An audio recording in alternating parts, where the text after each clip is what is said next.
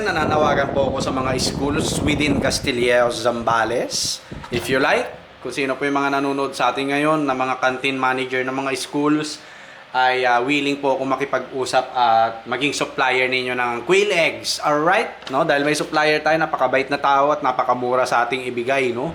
At yun, magdo-double time po ako na makipag-usap.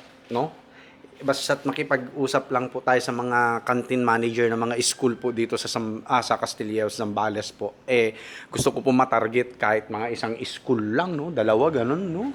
Tapos araw-araw kung babagsakan ng itlog ng pugo, pucha, buhay tayo, men, no?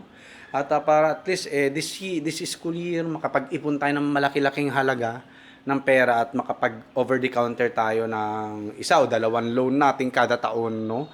Lalo uunahin ko po yung sa GSIS kasi, no?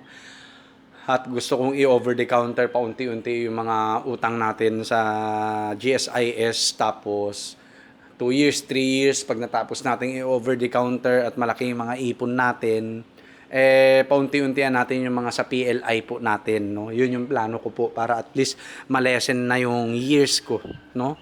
Na ano. And yan, no?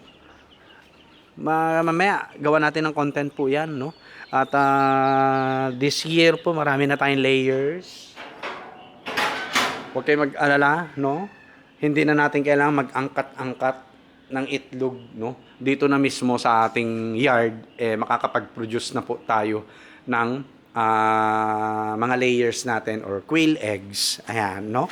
And plan kong targetin, meron tayong layer, no?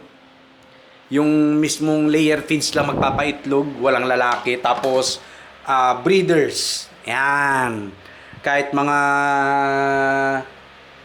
150 heads or 200 heads na breeders natin, no? At para at least marami-rami kada araw yung mapoproduce nating fertile eggs kasi mabenta rin po to, no, yung fertile eggs natin. Ayan, no? Okay, so nasa ikalawang araw tayo ng collection ng fertile eggs. 5 araw po tayo magkokolekta, tapos ilo-load natin sa incubator po natin para marami tayong pasisiw. Ayan, no? Oh, di ba? Yan. Alright. Oh, di ba? And then, plan ko pong i-convert ito na maging brooder nila, no? Maging brooder po natin. Tapos, itong mga to, layering cage na, no? I-convert din into layering cage po. Para at least, halimbawa, dito brooder, no? Yan, yung scratch pen na yan. Tapos, taggagalawan palapag po to.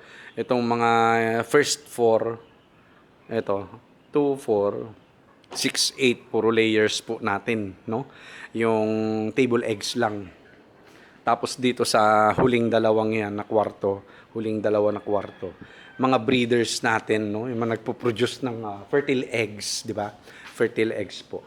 And yun, no? Kapag tayo nakapag-ipon-ipon this year na medyo malaki-laki, bibili na tayo ng incubator natin na 1,000 capacity. No? Actually, meron na nag-aalok po sa akin, 500 capacity siya ng incubator ng 500 capacity egg ng manok, no? So meaning kapag kinonvert natin yon into quail eggs, marami yun. Marami po yun, marami yun, no? Baka mamaya nasa 2,000 head, 2,000 na yung mailagay natin, no? Sayang lang at wala pa tayong nakalaan na budget para dyan, no? Kaya nga nag-umpisa tayo sa ganito. Okay? Tapos ito pa, no? Gagamitin muna natin 'to. Alright? So, yun. Kailangan ito mapuno natin sa isang bagsakan lang po talaga, no? Tong incubator natin na ito. Kaya nga double time po ako, no, na mag-ipon ng itlog, no? Yung mga fertile eggs natin na yun, ang dami ko na naman nakikita, no? So mamaya ay aanuhin muna natin yan kasi may mga nag-o-order, no? Hindi ko na alam ang ginagawa ko. Joke lang. Basic lang naman yan. Katulad niya, may mga kausap tayong tao. May kausap tayong mga tao habang gumagawa tayo ng content, no? At hindi naman natin pinapabayaan yung mga customer natin. Sinasagot agad natin. Ayan, no? At yun lang po. Kape muna tayo kahit mainit. And then, pahipahinga na kasi on call na kami ng May, no? At nakakalungkot lang na ngayon ko lang naisipan na mag-buy and sell ng itlog. Ngayon ko lang din kasi nakilala yan si Kagawad Sandy Madamba. Napakabait na tao. Madaling kausap. Ayan, no? At nakakatuwa lang po talaga. So, yun lang po. God bless po sa ating lahat. Peace!